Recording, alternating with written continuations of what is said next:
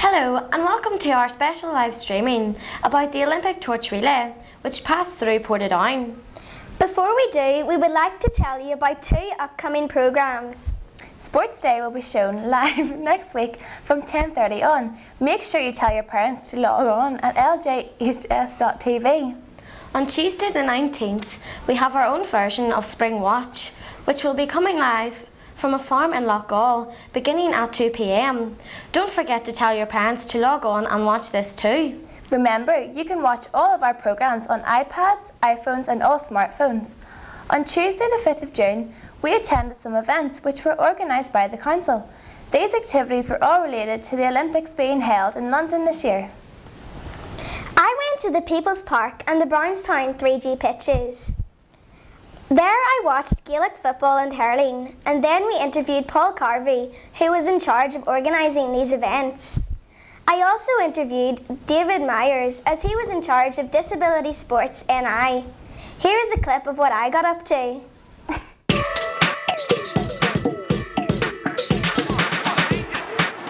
The event was actually an idea by Craigavon Council because the torches coming through the town today. To get all the Gaelic teams in the North Armagh area to come to Portadown Park. It's the first event of its kind that's actually happened in the park. There are 6 clubs here. There's Taylor Oak from Portadown, and there's 5 teams from the Lurgan area.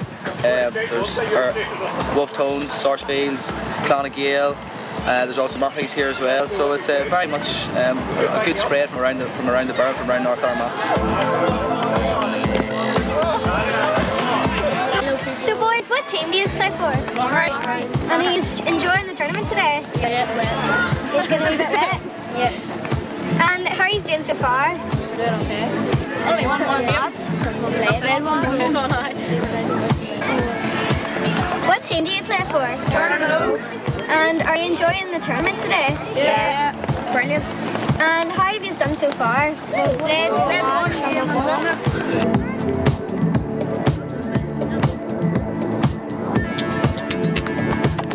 Is hurling very popular in Portadown? Not compared to some of the other sports, unfortunately. That's why we're trying to get children in from as early age as possible. They do a lot of coaching in the local primary school, so you can see there someone there's only 5 years of age, so they are, so trying to get them started earlier.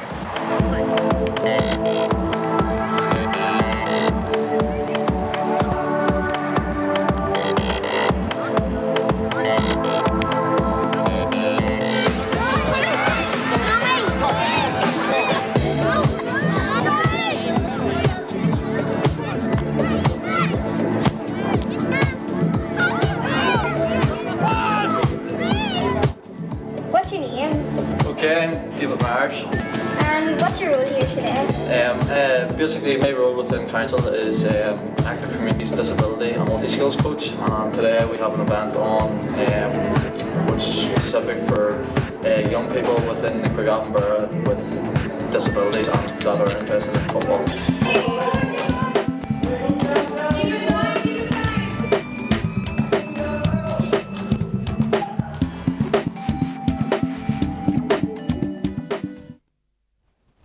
The Council had a reception in the Millennium Court. Attending this were some past Olympians, such as Sasha Harrison and Tom Hewitt. Have a look at what I did. Tell me which sport you took part in the Olympic Games. Clay target shooting. And what year was that in? That was in 1980. Okay, have you been following up on that since, or was that?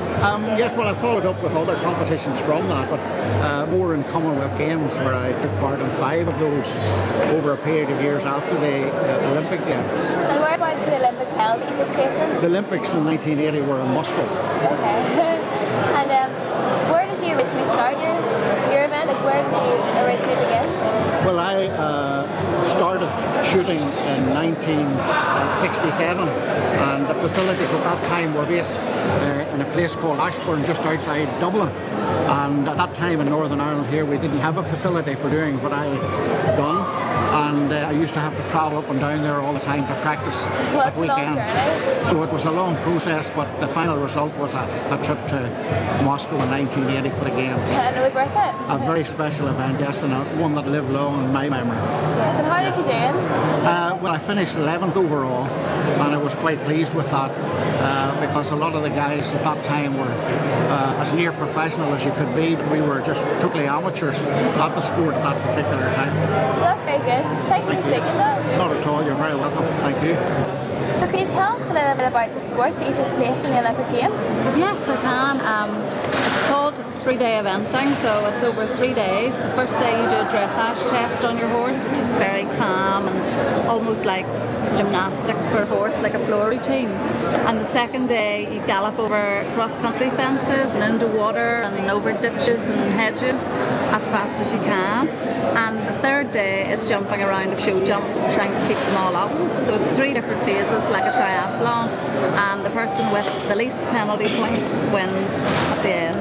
And what Olympic Games was it that you took place in, and when was it? I went to Athens 2004. Unfortunately, I got picked for Sydney in the Millennium, and my horse got injured just very, very close to the competition, so we weren't able to go. So I was so glad to get another opportunity. And do you enjoy your horse riding? Well, I do. I really love it. I wasn't competitive at all when I was small. When I was just a child, I just did it for fun.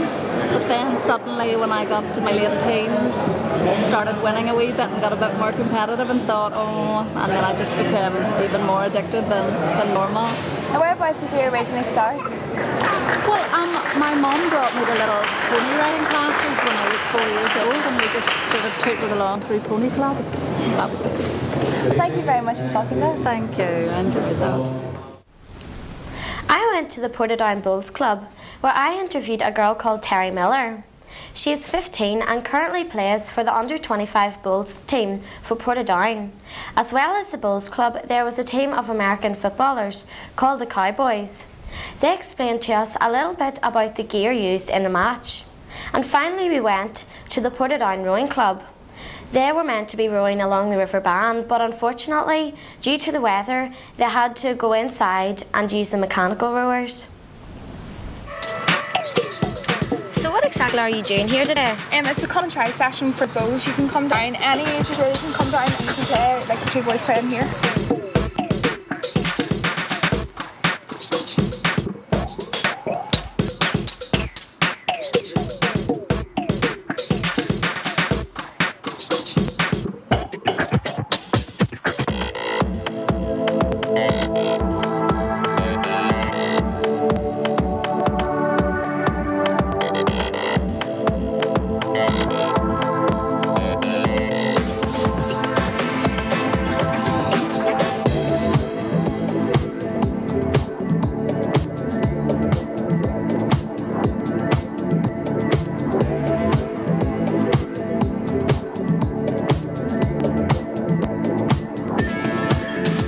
My name is Greg Lappin and the head coach of the Craven Cowboys American Football Club.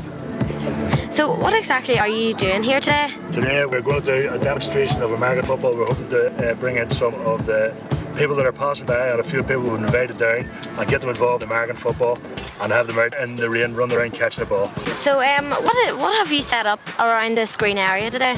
We have a mini American football field. We have an end zone coned off and we have lines so that people can understand how the ball is progressed in American football, how the game is actually played. These are called end zone pylons. They are to mark out the end zone. That marks out the scoring area in American football. 2 guys are wearing helmets and shoulder pads used in American football with the face cages. The face cages are slightly different for the different positions, and the shoulder pads and the jerseys. I know the numbers are consecutive, but the numbers have a significance whenever they're playing as well. They don't have any of the bottoms, the thigh pads. This is an American football. It is smaller and pointier than a rugby ball. It has the lines on it for sight for whenever it's being thrown, whenever it spirals, you can see the spin on the ball. It's a perfect ball for catching. I also went to Portadown Swimming Club, which was thankfully drier than outside. We had a chat with some members of the group who had participated in a swimming relay which consisted of 60 lengths of the pool. I spoke with the organisers of the activity, and here's what they said.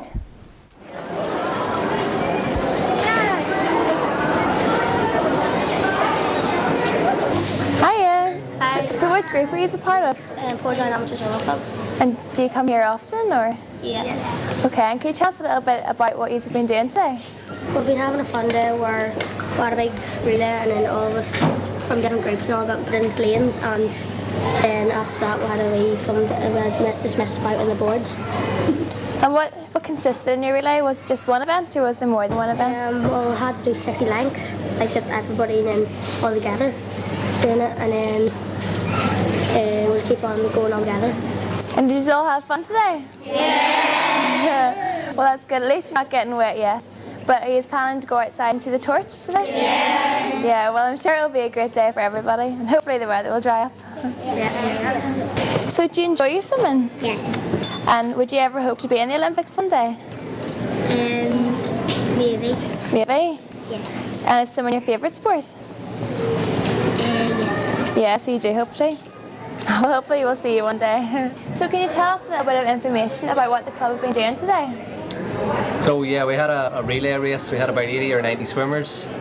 We swam 2,012 metres, which was 60 lengths and a third of a length in this pool. Some of them it was only their first or second time in the big pool, but they done really well and all the kids enjoyed themselves. And was this all because of the Olympics? Was it caused by the Olympics? Yes, yeah. Yeah, so it was all To celebrate, the Olympics and the torch passing through the town today, which we're going to see shortly. Well, the kids got a bit of time playing, having a bit of fun today as well. They usually train and do all the links, but today they got a bit of play time at the end of the session as well, which was good fun for them. So. And do you think the club has potential for the Olympics in many years to come? Yes, there's swimmers actually who have gone on from our club, to represent at Ulster level, and at Irish level, So when the Irish team gets a bit better, possibly, we can get on. But certainly, yes, there's swimmers in the past. But when it comes, you can claim the glory to fame. Well, hopefully. Set them on their side. Yeah. The main ethos of what we do is really, yes, it's competitive, but it's fun, and that's what it's all about, the kids. Yeah, it's the main idea, isn't it?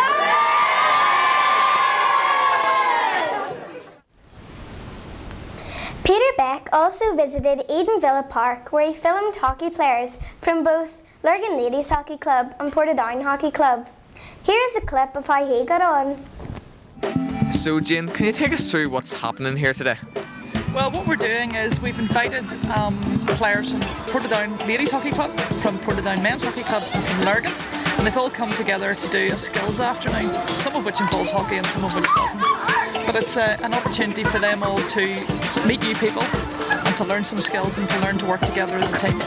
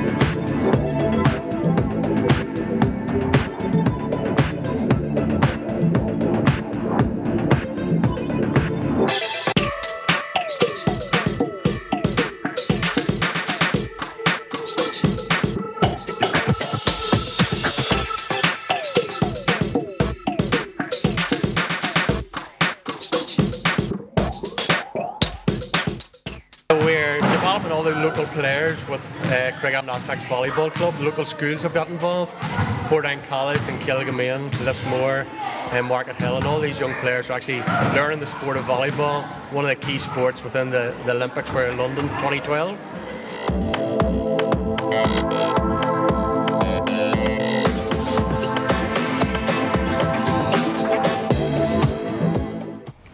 Our last clip of today is of the Olympic torch passing through Portadown. We had film crews in 4 locations. Before we show this clip, we would like to thank the Year 8 crew in the gallery who helped broadcast this. We hope you enjoyed our show and we'll leave you with one final clip. Bye.